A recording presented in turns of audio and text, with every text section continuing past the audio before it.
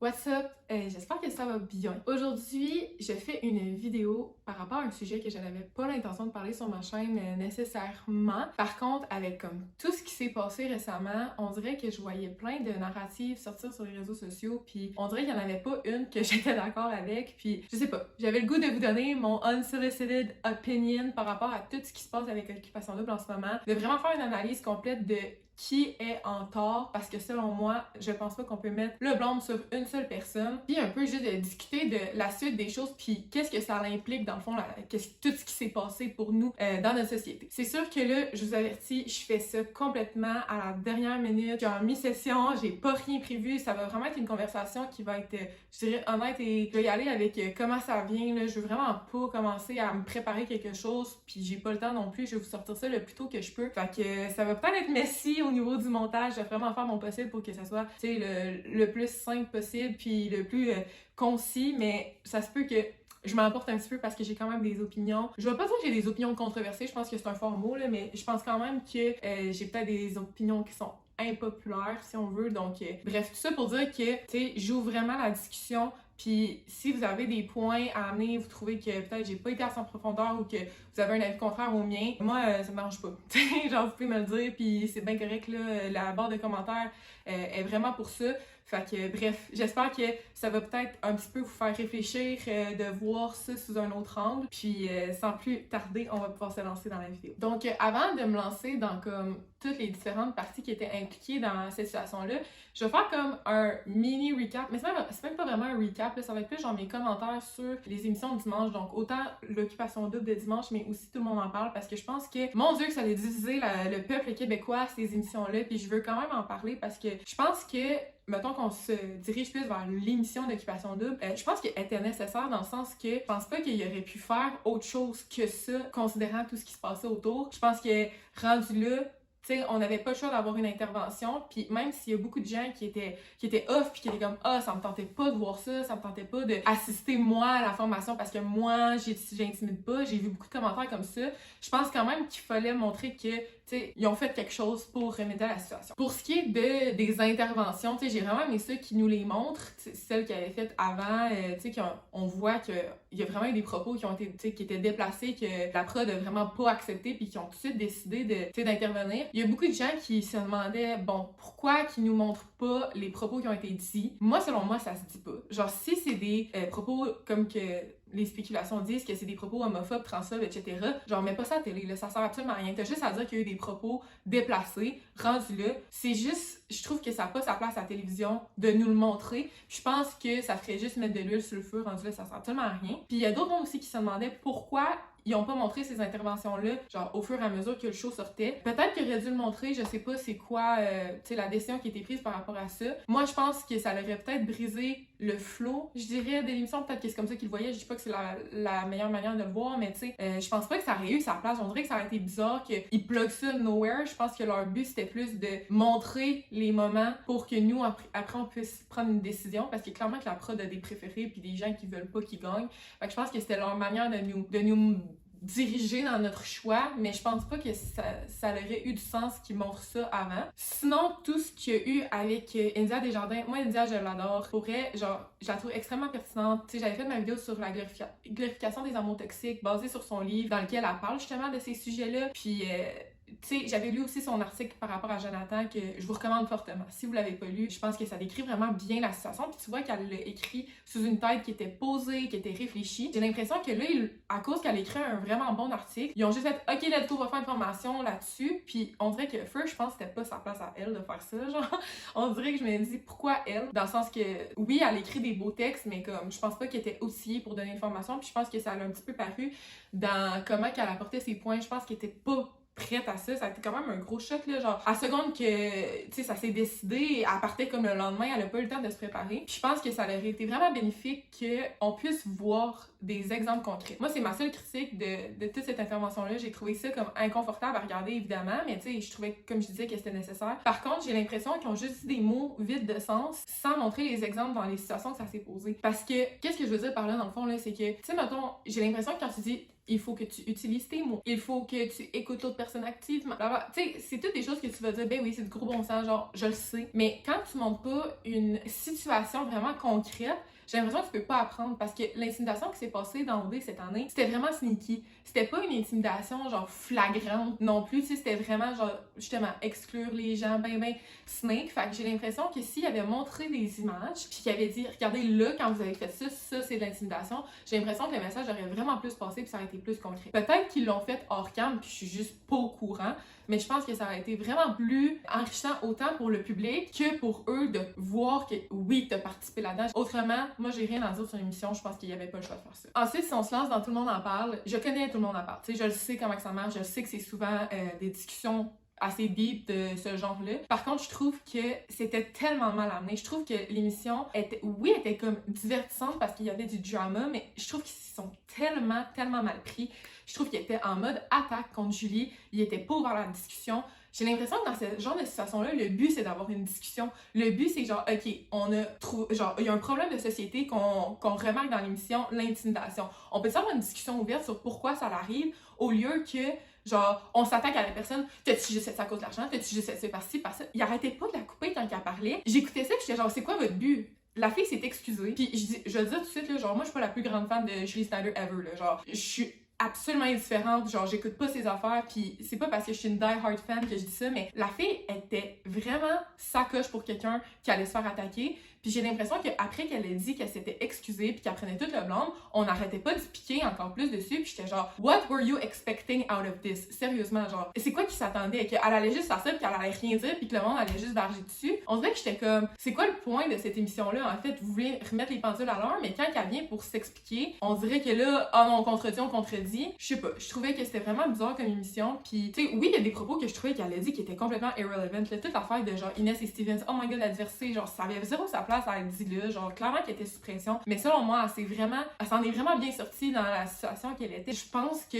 le public québécois est comme, il pense qu'il est ouvert à la discussion, mais au final, il l'est pas vraiment parce que c'est tout le temps noir ou blanc, c'est tout le temps, non, on veut rien savoir d'elle, puis peu importe, elle est pas redeemable. On dirait que je suis comme, voyons, il me semble que c'était ça le but de toute cette situation-là d'en parler. En tout cas, c'est ça que je voulais dire par rapport aux deux émissions, là, puis comme je vous dis, ça va être une vidéo vraiment différente que les autres que j'ai faites parce que là, je vais juste vous déballer mon sac, puis en tout cas, ça sera messy au pire, mais tu sais, je pense qu'il y avait moyen de faire ça vraiment plus dans le respect que qu'est-ce qui s'est passé, puis je trouve que ça n'a pas amené les conclusions qu'on aurait aimé. Pour la suite de la vidéo, moi, je veux vraiment faire une analyse un peu globale de la situation. Puis là, je sais que ça va paraître un peu bizarre, là, mais je veux vraiment le faire par partie prenante parce que dans ma vie, tu sais, dans ce que j'étudie et tout, c'est genre, je fais tout le temps des analyses par partie prenante, puis je pense que c'est vraiment là que je vais avoir une valeur ajoutée, je dirais, à la discussion parce que je pense que je vais aller nuancer un petit peu à chaque point qu'est-ce qui s'est passé. En premier lieu, bon, on va adresser les candidats. Évidemment, de là, je parle de Philippe, Isaac et Félix. Évidemment qu'ils sont allés trop loin.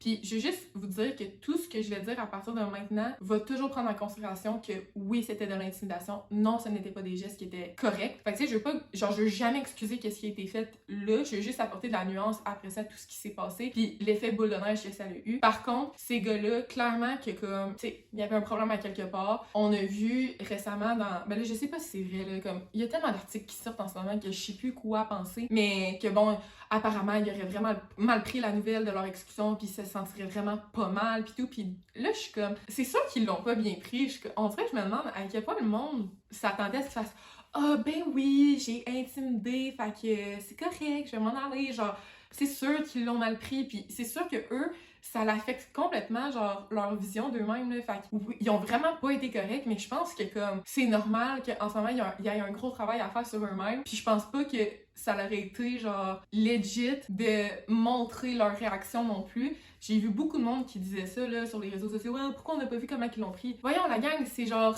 prendre avantage d'une situation qui est tellement dégradante pour ces gars-là.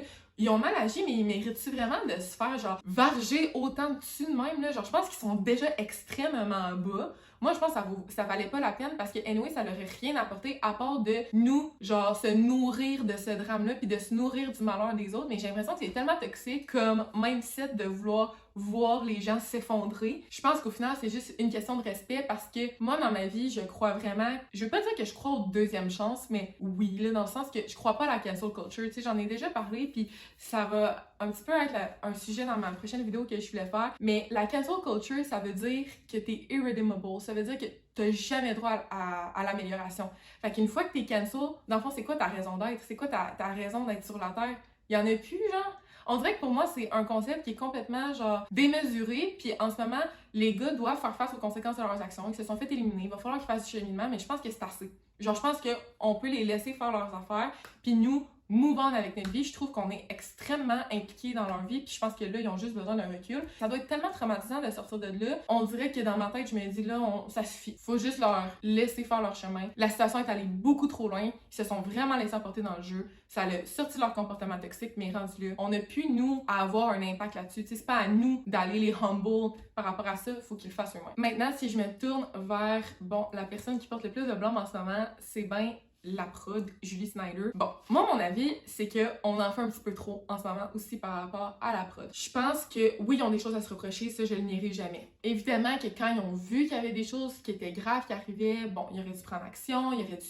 Tu sais, on peut dire, il aurait dû, il est trop tard, ok? C'est fait, puis genre, ils ont reconnu qu'ils ont fait des erreurs, puis je pense que ça va être quelque chose qu'ils vont toujours prendre en considération pour le futur. Oui, ils auraient dû faire la même affaire qu'ils ont fait avec Alexandre l'année passée, puis juste l'éliminer, puis de passer à autre chose. Je dirais, là, genre, Alexandre, ils ont juste arrêté de l'acknowledge.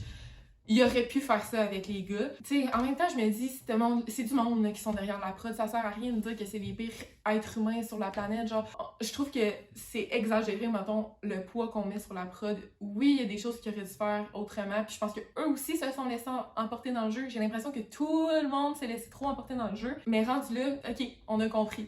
On passe à autre chose. Il y a deux autres points là, que je vais aborder par rapport à la prod que j'ai vu vraiment ressortir sur les médias sociaux. Le premier, c'est le choix des candidats. J'ai vu vraiment beaucoup passer sur genre les médias sociaux. Pourquoi la prod choisit que des personnages qui sont toxiques, des gars toxiques, qui ont pas fait de background check, qui ont pas fait ci, qui ont pas fait ça. Puis genre, moi je suis d'accord avec tout le point de genre les gens qui se connaissent là. Tu sais, clairement que ça c'est plate.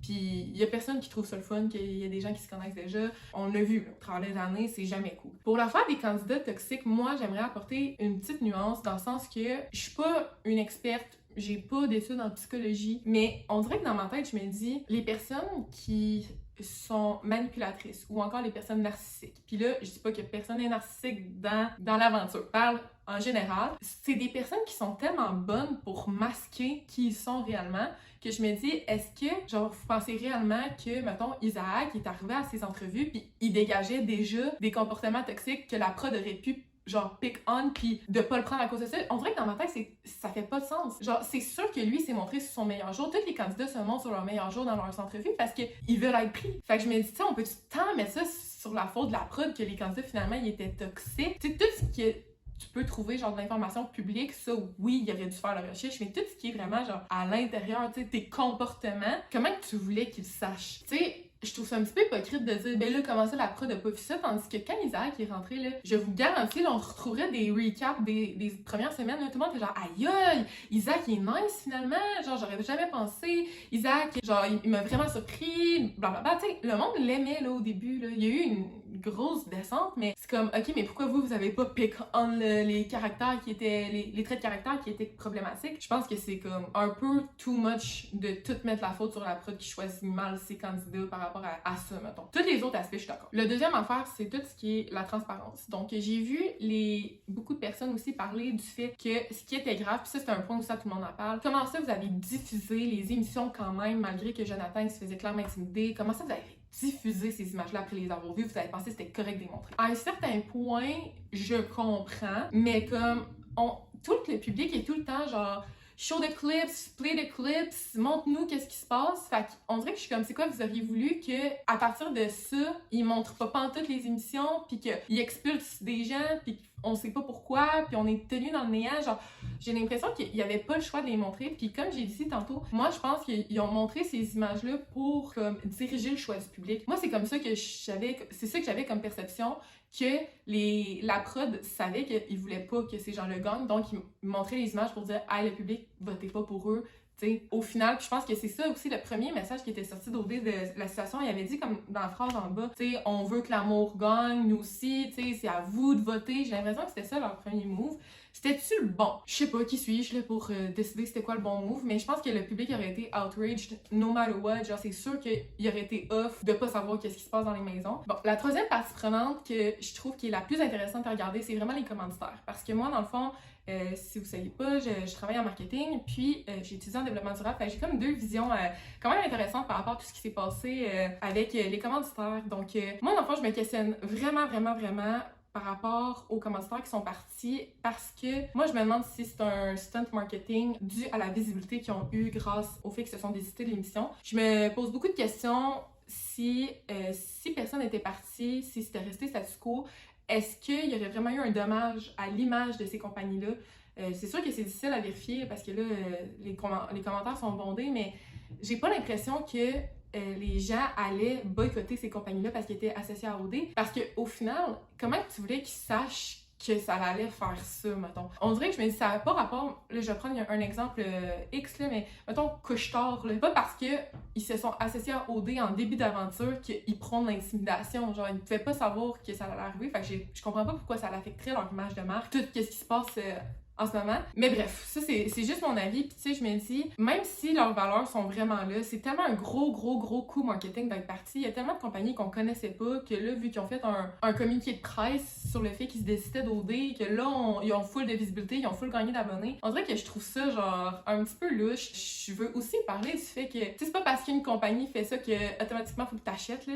Genre, j'ai tellement vu de commentaires de gens qui disaient que, bon, vu que telle compagnie s'est décidée d'OD, ils allaient passer une commande, ou inversement avec Lambert, que les gens annulaient leur commande parce qu'ils voulaient rester avec OD puis respecter le contrat. J'étais genre, guys, êtes-vous sérieux? Comme, ça... Je trouvais ça un petit peu intense. Puis tu sais, on dirait que moi, j'admire un petit peu aussi les compagnies qui sont restées comme Cookit, dans le sens que eux, ils veulent prendre part à la solution. Ils ont, tu sais, ils acknowledge là, qu'il y a eu quelque chose qui s'est passé, puis là, ils vont aider à ce que la situation se résout, mais en tout cas, c'est pas mauvais là, d'aller chercher une visibilité supplémentaire, mais je pense que c'est quelque chose à garder en tête quand même quand on parle de commanditaires qui sont pas genre blancs comme neige, puis c'est pas comme des décisions complètement altruistes de s'enlever d'OD, là, ça leur bénéficie vraiment beaucoup de faire cette action-là, donc juste à garder ça en tête. Puis si on se tourne sur ma vision plus développement durable, pourquoi que j'aborde ça, c'est qu'il y a un post là, qui était sorti de...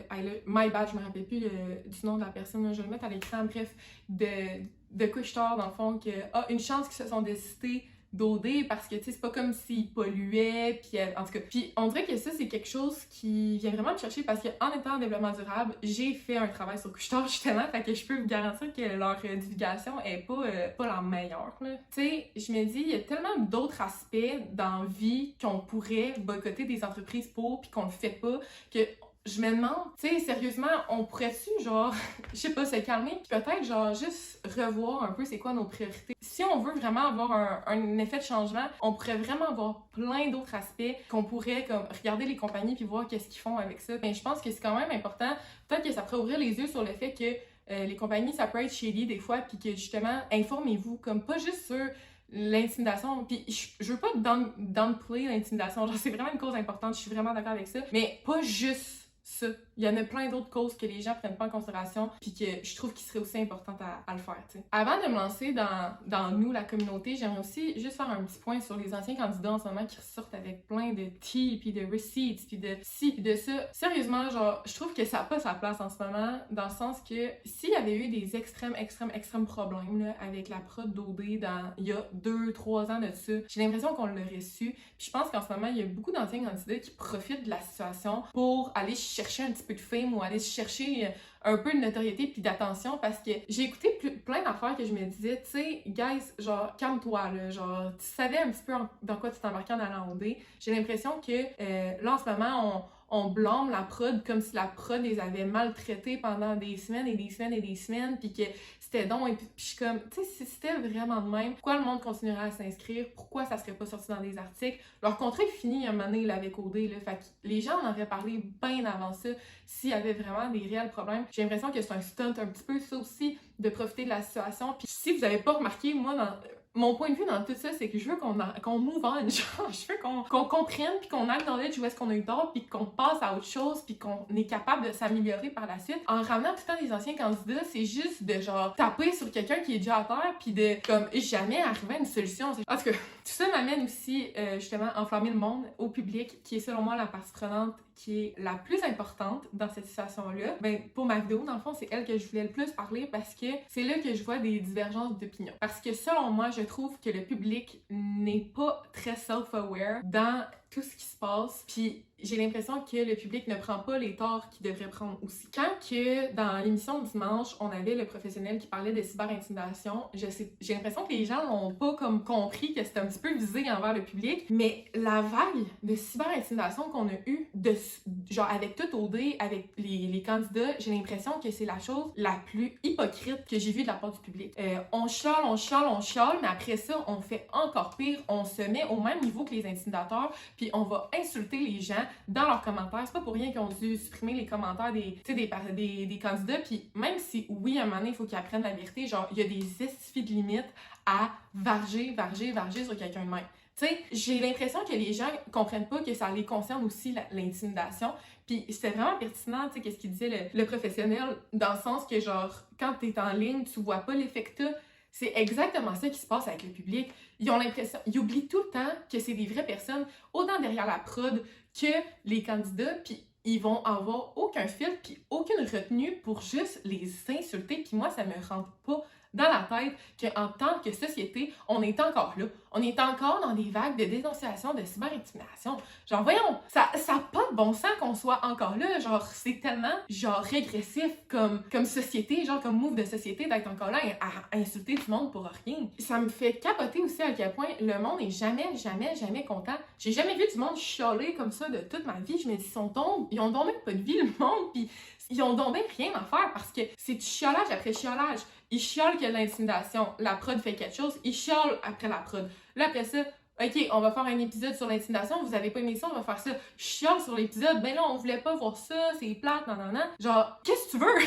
C'est vraiment ça ma question.